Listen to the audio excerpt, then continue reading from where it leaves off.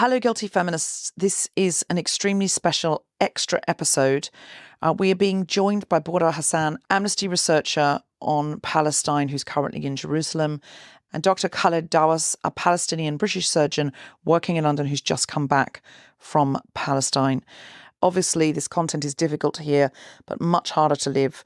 I know sometimes we get despondent and hopeless, but it's important to remember the work that both of our guests today are doing. And I'd encourage you, if you're feeling despondent listening to it, to support their work by joining Amnesty and donating to MAP, which is medical aid in Palestine, as Dr. Khaled Dawas is a doctor. Some of you know already, on the 3rd of March, there is a fundraiser at the Roundhouse in Chalk Farm. There's some incredible names on the bill, and the show is called Voices for Gaza. I'm not producing this show, but I'm emceeing the show alongside Jen Brister. Susan McComb's on the bill as well, but there's lots of extraordinary acts, including the Galilee Quartet, who are Palestinian, and other Middle Eastern and Palestinian acts. And there's also big name British actors that you'll know, Harriet Walter and Brian Cox from Succession, for example. Now, the tickets are only £20 because they really want to fill the Roundhouse, but there'll be more opportunities to give on the night, should you have the means to do that. Please be aware there are 250 seats on the floor and the rest is standing room. So if you really need a seat, I recommend you book now and come early because it's unassigned on the night. This has all been put together at very short notice with a skeleton team and a small budget and an extraordinary bill for an immensely urgent cause. So we're really talking a blitz spirit here. So please, if you're looking for a way to support MAP, you can just buy a ticket, give it to someone else if you can't go. If you can come, we'd really, really appreciate it. There are some best seats in the house tickets, which is like in the dress circle of the Roundhouse, that are £250 each, and that's being done obviously to raise more funds. If you'd like one of those, email us at guiltyfeminist@gmail.com and we'll see if we can hook you up. As I said, we're not producing this gig, it's not our gig, but it's split spirit and all pull in together. That's what I'm doing this week to try and support MAP, who are getting much needed British doctors, medical supplies and medical equipment out there. We have listed the show on our website. Just go to guiltyfeminist.com and hit live shows or go to the Roundhouse website. Thank you so much for supporting the event. And you can also give directly to MAP, of course. I also just need to quickly tell you that Budour Hassan, because we were interviewing her from Jerusalem and her internet was patchy and she had to go quite quickly at the end, some of the sound quality isn't what you'd normally expect. It's perfectly fine, but I'd recommend you listen with headphones and understand the circumstances. Thank you, and now on with the podcast.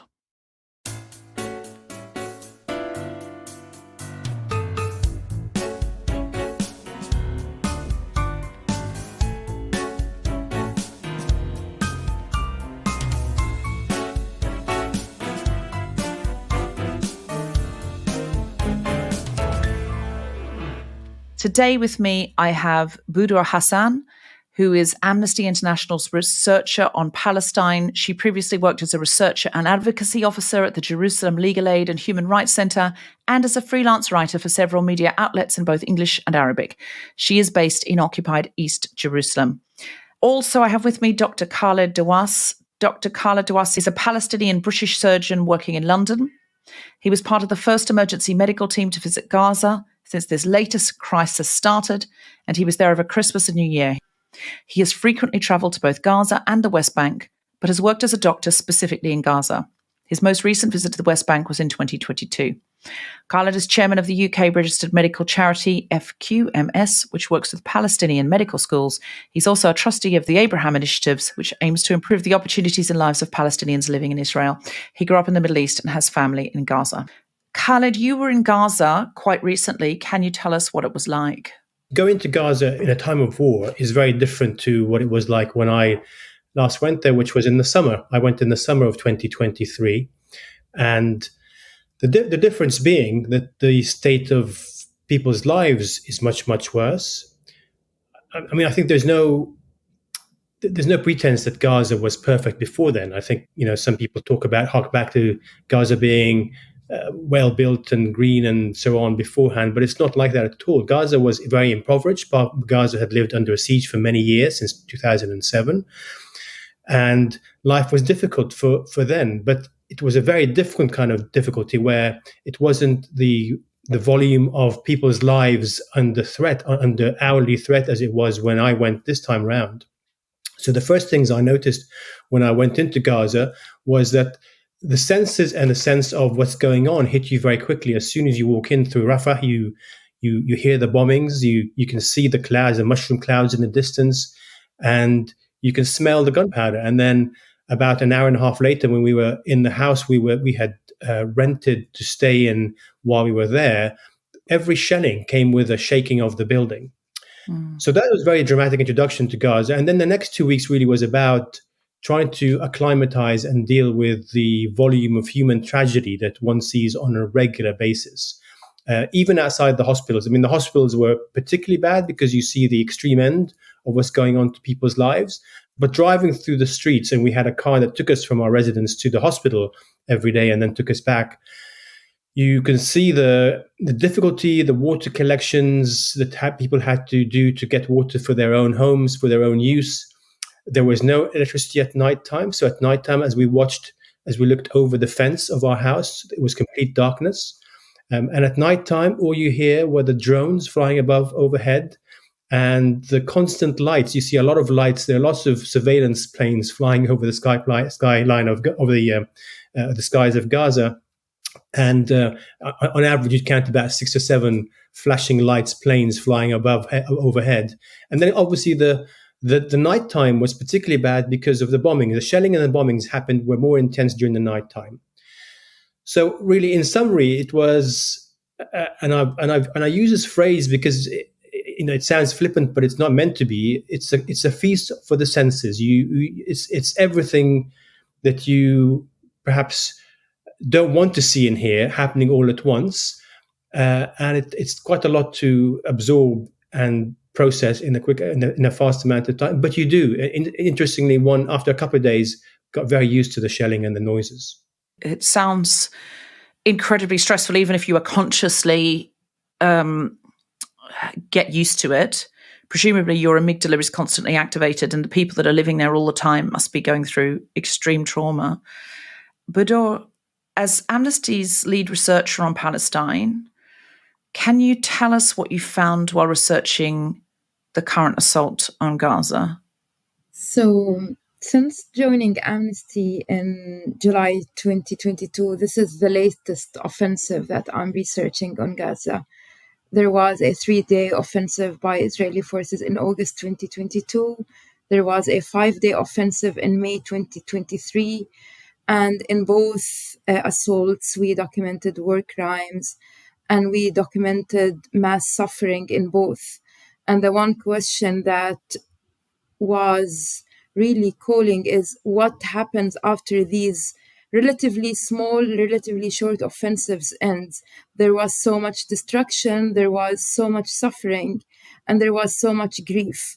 But then the October 2023 attack started.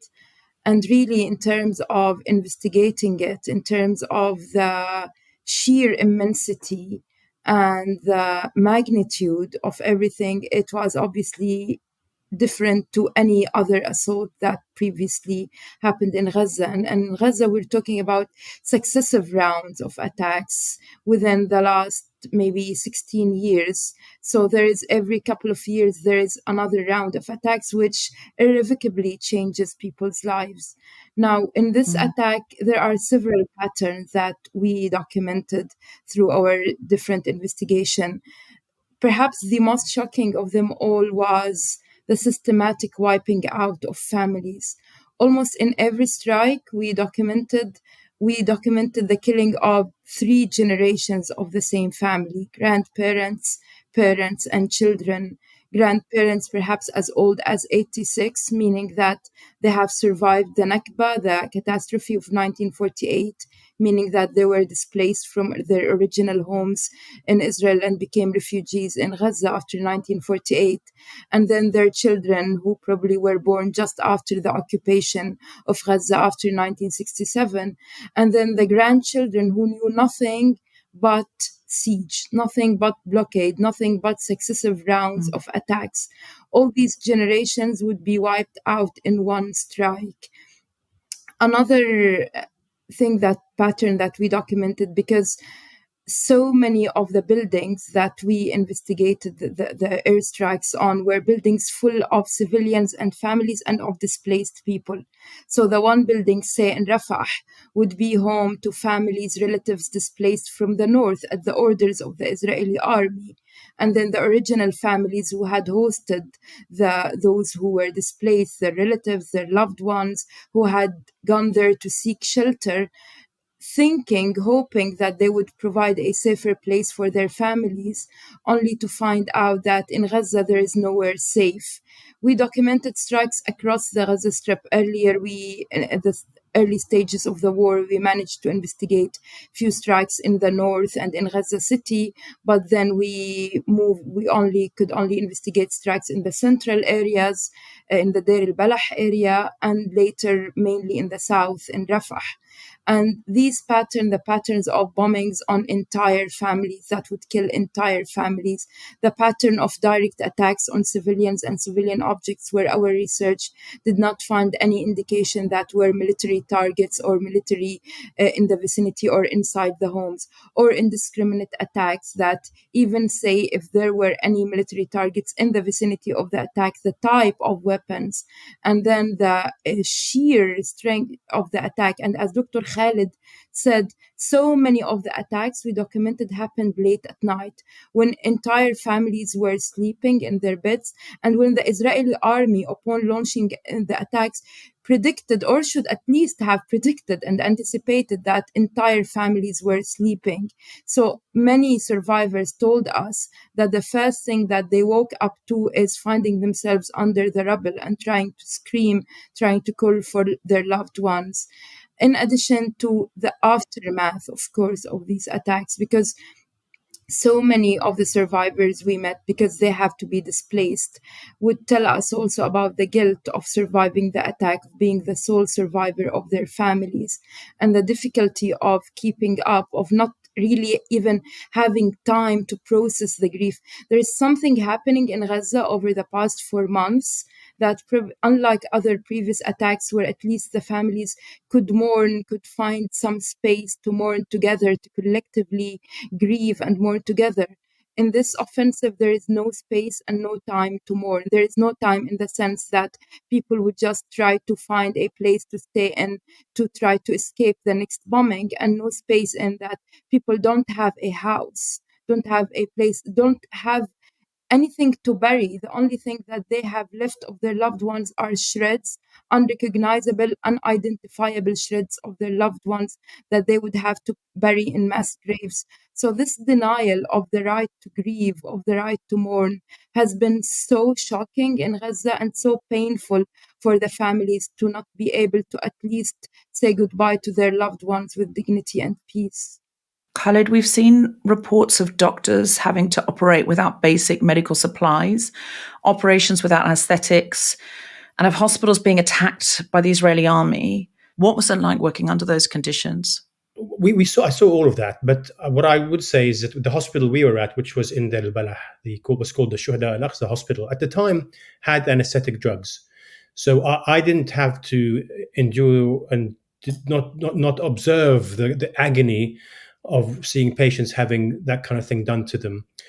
But I know from colleagues who I trust very much, who have worked in those environments, who tell me that they've had to do that, operate on people without anesthesia.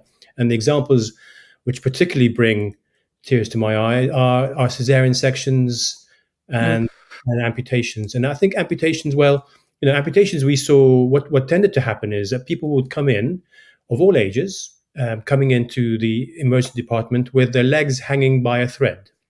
Oh. And therefore, really, and I'm sorry to kind of describe it in detail, but I mean, this is what they were living through as well. Yeah, we need to know. And what doctors would have to do was take that thread off. I mean, it's as ridiculous as that. And so therefore, there aren't any nerves left. There's no bone left to go through. You're cutting through a bit of thread. But the idea of having cesarean section without a general anesthetic or without any anesthesia, I can't even begin to imagine what that's like. So this is happening, and I say this is reported to me by people who I trust very much, who I worked with when I was out there, and we know that the group that I was at, there, a couple of our colleagues went over to see what are called the shelters. The shelters are schools mainly, which have been converted to. I mean, they're massive camps. They're camps with concentrated numbers of people, and they are. We individually worked out the space. The area per person allocated to residents of the camps, and these were 1.5 square meters per resident per person sheltered in those places. But going back to the question about equipment, so usually when we operate here in the UK, we have a big set of surgical equipment which are customized to the operation that we're doing. There will be a variety of instruments, multiple types of instruments, and so on and so forth. We will have drugs like morphine to give patients after surgery. So it's one thing doing the doing the operation without anesthesia, but there's another thing also about what do you do with patients who do have anesthesia but wake up with a massive cut or something very traumatic done to their bodies without any pain control. And we did have a shortage of morphine. I witnessed myself patients waking up after anesthesia in the post-operative recovery area in the theaters of the hospital, screaming in pain, and there was nothing that one could do. You feel very hopeless, and it forces you to walk away because you feel so helpless in dealing with this. So we dealt with that. The instruments we dealt with were very minor. We had the minimal sets of instruments. And I would also add to that, it's not just the availability of instruments, but also we had no water. There was no sterilization. The instruments that were being used were probably washed in water between patients. So again, the issue of infection control and hygiene and so on just didn't exist. We had to wash. We had to get ready for surgery one day without any water. I happened to have alcohol gel in my pocket, which MAP gave me before we went out, and that's what we used to get ready for operating. I keep hearing there's no working hospitals left in Gaza. Is that the case now? Is it more like makeshift medical areas? Are there hospitals, but they just don't have any supplies? Like, what's the situation? So to define a hospital as non-workable, I mean, it's a multifaceted issue. For a hospital to be working, you've got to have the staff primarily, but you've also got to have the facilities, and the facilities include, in a case of war situation like this, you need to have operating theaters which function. And functioning, again, means staff, means equipment, means sterilization, means all those kind of things. And for those functions for these hospitals to be out of order or non-functioning means that they don't have all those components to make them function as a hospital would do. And in addition to that, the main hospitals in Gaza, so we talk about 35 or 36 hospitals in Gaza. And I remember telling when my father said this to me, my father was born before 1948 and went to Gaza as a refugee, and was surprised that there's such a thing as 36 hospitals in Gaza. There aren't really 36 hospitals in Gaza. There are maybe a handful of hospitals which can deal with anything more complex than wound dressings and minor, perhaps, procedures. And the examples of these are, for example, Al-Shifa in Gaza City, the Indonesian hospital, Kamal Adwan, had surgical departments. Where I was working, Deir al-Balah, Shuhada al-Aqsa was a hospital which was a small hospital which had 2 operating theaters and didn't deal with anything complex, converted to a massive hospital which were dealing with, rather than 100 patients, was dealing with 700 patients. And where the operating rooms were suddenly expanded by use of other spaces to make 4 or 5 rather than 2. You go back and you go into Khan Yunis. We know that Nasser is the main hospital there, which is now out of function because for those reasons I mentioned. The European hospital there is the only functioning hospital I know so far at this particular point in time. In Rafah, there aren't any hospitals that you could really consider as major hospitals. I visited Rafah when I was there, and we saw the hospitals, we saw the facilities. There are 2 hospitals with a combined bed capacity of about 100 beds, no intensive care beds, no CT scanners. You cannot operate a hospital in that facility. So that hospital is really pointless to call it a hospital. So it's not what we would think of as a hospital with all the different wings. It's more like either an A&E or it's a place where you can go, but there's some facilities, but now they've run out of all the supplies. Attacks on healthcare facilities preventing hospitals from accessing basic supplies. Is this something that Amnesty International have been examining? Absolutely. So we know that under international law, hospitals are protected facilities under international law. And even if, say, hospitals lose their protected status because they have been used by, or they were used at the time of being attacked by armed groups to launch attacks, which in so many of the cases, Israeli authorities have yet to provide solid evidence that this was the case. But even if this was the case, attacking these or targeting these places should still abide by principles of international law, including distinction and proportionality.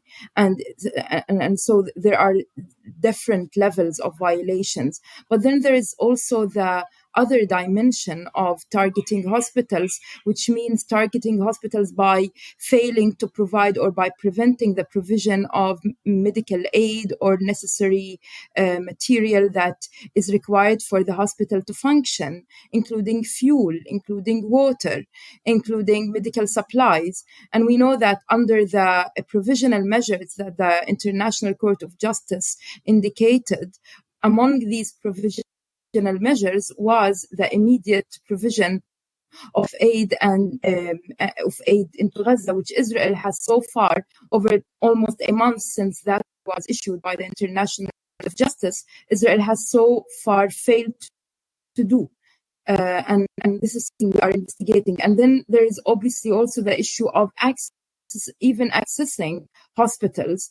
And there's the other issue, which is detaining or forcibly disabling hospital staff and detaining them for a prolonged period under the so-called unlawful combatants law, and denying them even a visit of the lawyer, denying them the right to see a judge, denying the smallest semblance of due process. Just 2 days ago, there was yet another petition filed by several Israeli human rights organizations to the Israeli Court of Justice demanding to disclose the fate and whereabouts of those who were detained from Gaza and are still held in Israeli jails, including doctors. And Israeli authorities the Israeli court, for the first time, has refused to disclose whereabouts or disclose reasons of detention. And we know that the detention conditions, especially of people held from Gaza, including doctors, released doctors that Amnesty International spoke to, are nothing short of horrendous in terms of torture and other ill treatment, which is rife, in terms of being denied proper food, in terms of conditions, in terms of being shackled and handcuffed. Oh my God. And then also not knowing whether your family back home in Gaza is alive or dead, and then leaving and returning to Gaza with doctors struggling to even move their hands because of the handcuffs that they were subjected to during all the period that they spent in the Sdei Timan, which is a jail inside Bir al-Saba in Israel. So all of this together, the attacks on hospitals, the denial on severe restrictions on entry of medical aid and medical equipment, and the restrictions on doctors, including detention of doctors and forcible disappearance of doctors, and the difficulty of people accessing hospitals. Say if Israel does go ahead with its plans to launch a ground attack on Rafah, as Dr. Khaled said, the functioning hospitals in Rafah are more like clinics. They're not hospitals. So they will not be able to deal with the amount of injuries, and they will not be able. So this means that those who are injured in attacks will not be able to access anything resembling proper and decent medical aid, and they will not be able to leave Rafah to receive medical treatment in nearby Khan Yunis, because the biggest hospital in Khan Yunis, Nasser Hospital, has been put out of functioning, and the other hospital, European hospital, will definitely not be able to cope with this amount of injured people. So all of this together should be seen in the context of the attacks on the civilian population in Gaza and the attempts to make Gaza as a whole uninhabitable. Because even if this war ends now, what has happened to the health infrastructure in Gaza, to the health system in Gaza, which was even before the war was really so troubled, almost in tatters in so many ways because of the long Israeli blockade that has been imposed in Gaza since 2007. So we're talking about a medical sector and a healthcare sector that is already struggling even before the war. But now it has been almost entirely destroyed, and it will require years and maybe more to just even begin operating once more. That is just so horrendous, and things I didn't know about doctors being arrested and then not being able to use their hands because of the way they've been shackled and treated. I'm really aware, Khaled, that you have family in Gaza. Are you able to reach them? How are they? Do you know? So from the beginning of the war, I made a conscious effort to try and stay in touch with them regularly, never asking the question, "How are you?" because it's a pointless question, but just checking in to see whether they received my messages and that there was a response. So the family I have are, as I mentioned earlier, my father's family primarily, but also my mum's family. My mum's family moved from the area called the Lid, which is near Tel Aviv now, and moved down the coast in 1948, and they settled in Gaza. Most of them left as my parents did, but my first degree cousins are still there on both sides of the family, and we have family who are in Jabalia in the north, right on the front of the battles and the war, the shelling, and their family who were in Gaza City, and families further south. I'm in touch with a few of them. The family in the north in Jabalia are the most difficult to get a hold of, and this is a cousin of mine who I've known. I met him when I was a young child and been in touch with him on and off ever since. And he had a tragic story to tell me back in November. His son, who is in his 20s, just walked out of the house one day to get some items and didn't come back, and he was found shot dead 2 days later. Oh my So, God. they and I can't imagine what they're going through on a personal level. But in addition, they've had to move homes. Then he's now sheltering. He was until about 3 weeks ago sheltering in a school in Jabalia. But I don't hear from him often enough because there's no, as you probably know, there's no communication. It's very difficult when they do get internet. And when I was in Gaza, I was told that in the north in Gaza City there were 3 spots where people can get internet access, and they're sort of higher spots in the city.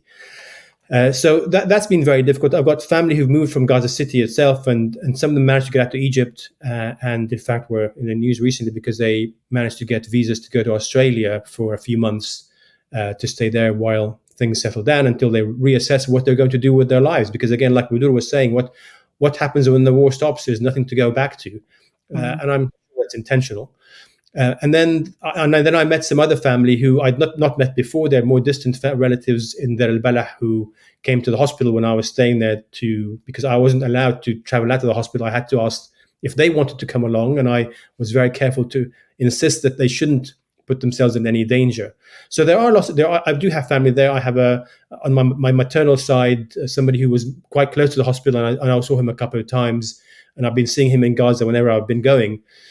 And it's part of me going there was some emotional support, and I think if I to be really very realistic about it, what did I achieve by going there as a doctor, as a surgeon? I achieved very little. I went there, and I think what I provided was probably moral support, was provided a voice to be able to come back and say I saw what was going on directly, and I'm a witness to what happened. But the volume of need is so massive that I can't say that individuals like me going out there are making a massive difference. We're not. We've got a bit of relief, and we feel that we're doing something. And I feel much. I'm glad that I had the opportunity, and I hope I will have the opportunity again. But that's so. It's more moral support for family and for otherwise. I'm so sorry to hear that. Budour, you're joining us from East Jerusalem now, and you've been documenting the huge rise in violence across the West Bank. Can you tell us a bit about that? I'm right now in Ramallah, but I move between Ramallah and Jerusalem. So yes, it's kind of, for many people, they think that it's only happening in Gaza. And of course, the sheer magnitude of what's going in Gaza is unparalleled. But violence against Palestinians continues elsewhere, including excessive and unlawful use of force by Israeli forces, which in 2000, which last year hit unprecedented numbers and was equal to the 7th of October. And this is, very important to never forget, that the idea that as though life before 7th of October was utopia for Palestinians, and that the calendar and history only started on the 7th of October is so deceptive, so untrue, because even before the 7th of October, we had been reporting and documenting unprecedented numbers for probably more than 20 years in administrative detentions of Palestinians in the West Bank, detention without charges or trial, frequent raids, levels of violence not seen since the Second Intifada by both Israeli settlers and Israeli soldiers, takeover by settlers of land emboldened by the current Israeli government, and all of that. So life for Palestinians, both in the West Bank, in the Gaza Strip, and for Palestinians inside Israel as well, has always been difficult. It's just that the 7th of October and all that it followed in terms of quantity and the amount of violence, but also qualitatively the sheer the methods that Israel has been using in order to displace Palestinians or push for the displacement of Palestinians, as well as violent raids almost on a daily basis, has been something striking in the West Bank. And at Amnesty, for example, we're currently documenting the ethnic cleansing and displacement of Palestinian communities, especially Palestinian herding communities from certain areas in the West Bank, from the Jordan Valley, from the South Hebron Hills. And many of these displacements were preceded by settler violence backed by the Israeli state, or by systemic violence that has made life so difficult and so untenable for people that they have no option but to leave. And this is important to note, because there is this, and I know that there have been several governments that have been punishing individual settlers or outlawing or criminalizing individual settlers and naming them by names.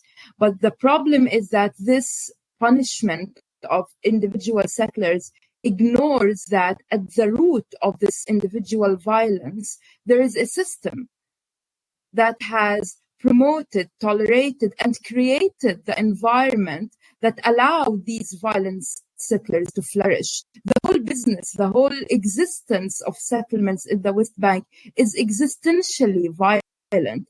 It's not only about settler rampaging in Palestinian villages or burning Palestinian cars. It's a whole system of land theft, of acquisition of land, of control of resources, of making the everyday life of Palestinians so impossible, and also of designing a set of laws, which is Israel's apartheid system, to oppress and dominate Palestinians using both visible and invisible or invisibilized violence that made it invisible, that allows these bunch of settlers to use their force, knowing that they have near total impunity. So these degrees of violence, whether by the settlers who are supported by the state, and mainly by the state of Israel, its apartheid regime, and the system of prolonged occupation, illegal occupation that has been going on both sides, and then there's the apartheid system on both sides of the green line. All of this has created an environment that really politically, socially, economically, and with all that's happening in Gaza, the word that we frequently hear from communities we interview, from people we visit in order to carry out our investigation, is that we simply don't see any future for us here. People just feel completely bereft, completely deprived of any possibility of imagining, let alone living, a different future. And the thing that they keep stressing is how much this has been happening because of the complete lack of accountability for Israeli soldiers and for Israeli politicians. So is there hope? Is there a way out? Is there anything that our listeners can do to help? They're right. I think I'd say, and I've thought about this quite a lot, because there's an overwhelming sense of helplessness about what's going on, because whatever people seem to be doing is rebutted by the Israeli government, and they carry on regardless. I think this is an opportunity, though, because people are beginning to realize what many of us have been seeing for decades of what's happening to Palestinians, is that this is time to lose the shackles of intimidation that many people have felt when it comes to expressing their sympathy with Palestinians. And it is now very clear to people that, in fact, the story is not complex, as many people say when we talk about this. Well, it's a complicated story. Actually, it's not that complicated. There is occupation, there is suppression, there's oppression. And on my side of things, I can see the results of that in terms of what people suffer through on a health basis. But I think I would hope that what people can do is have the confidence to look it up, make your own minds up about what's going on. I think the story is very clear, and I think, and the example I always think of is when people go there and they see what's going on the ground, they realize the absence of complexity. It's actually a simple story about oppression and suppression. And it's time that we spoke about it freely, and therefore we're able to communicate with the world and also get allies who believe that what we're doing is the right thing, and that we're on the right side of that argument. And also to engage those Israelis who do not believe in what the government is doing, and also have a view about it. And I work with many of these Israelis myself, and have done so over the last couple of years, who understand that the injustice and I use the term, apartheid. Yes, but actually we have a different type of apartheid here. It's also got a name in its own right, and that cannot continue, because in the long term, the Israelis weren't going to gain, and certainly we've lost as Palestinians for a long, long time, and it's about time that changes. Well, you can join Amnesty. You can start helping Amnesty campaign. Is there anything else you'd like anybody else to do, or is there anything you came to say that you didn't get to say? I just hope that this story remains a headline story, and my worry is as people get used to the idea that it falls off the headlines, and I wake up in the mornings and I look at my phone and look at the news, and it says 170 people killed yesterday. Those numbers can never be acceptable. Not even 170th of those numbers should be acceptable, and yet they've become acceptable to many. And we're talking about ceasefire and change of conditions in the next week or two. That's a week. That's 10, 14 days of 170 killings per day, plus all the amputation. Now, I would add that those people who are being killed are envied by those people who are injured and living the miserable lives, and that is how bad it is. So I think we need to be very alert to this and keep it in the forefront of our thinking. Thank you, Khaled. That's tragic to hear. Budour, anything you came to say that you didn't get to say, or you'd like our listeners to know? Yeah, maybe just remember that even when this war ends, and it will end at one point, there is also the war after the war for the Palestinians in Gaza, for the thousands who have been left with permanent disabilities, for the generations who lost everything, lost their families, lost their homes, lost their income, lost their universities, have no schools to go back to, maybe for generations. Those who have lost their infrastructure, those who probably were forced never be able to return to Gaza. So there is a silent war that will begin once this war is over. So it will not be over once the bombs stop falling, because what will happen is even worse. It can be worse than what's going. But to recover, obviously, and start thinking and start even, mourning their loved ones, there has to be an immediate and sustained ceasefire by all parties to the conflict. And only then can any process start. In this context, and what's also important to call for is, again, remember the context in which this war is happening. Remember that we're talking about the context of a system of domination and oppression, of a system of apartheid against all Palestinians whose rights are controlled by Israel. And remember also that 70% of Gaza are either descendants of refugees or refugees themselves displaced after the 1948 Nakba. So in a sense, Palestinians do have a place to go to. They have their towns and villages inside Israel from which their parents or grandparents they were displaced, and they continue to be denied their right of return. And this is why Gaza has always been. And also, just lastly, stress on accountability. Dr. Khaled said that as a doctor, he feels what he's doing is just a drop in the sea of suffering, that he does not feel like what he's doing is helping much. But at least he's saving people's lives.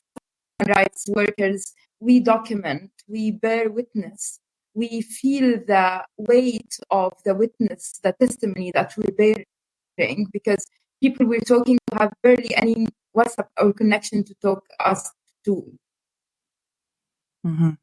manage to talk to us, and yet they're giving us their precious time. So keep bearing, and hopefully what we can do is bring a semblance of justice through accountability to those people and those survivors.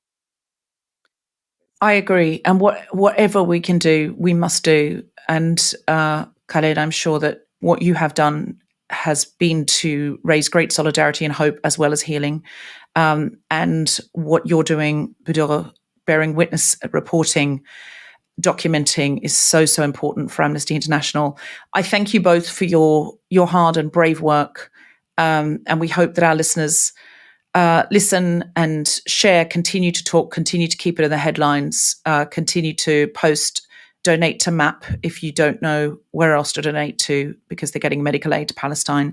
Thank you so, so much. And if everyone could join Amnesty who hasn't, follow Amnesty on the socials if you haven't. It's really something you could do if you're feeling quite hopeless and helpless. It's something you can do. And if all of us do something, that's got to be better than nothing. All of our somethings together can make something positive happen. It's the only thing in history that ever has.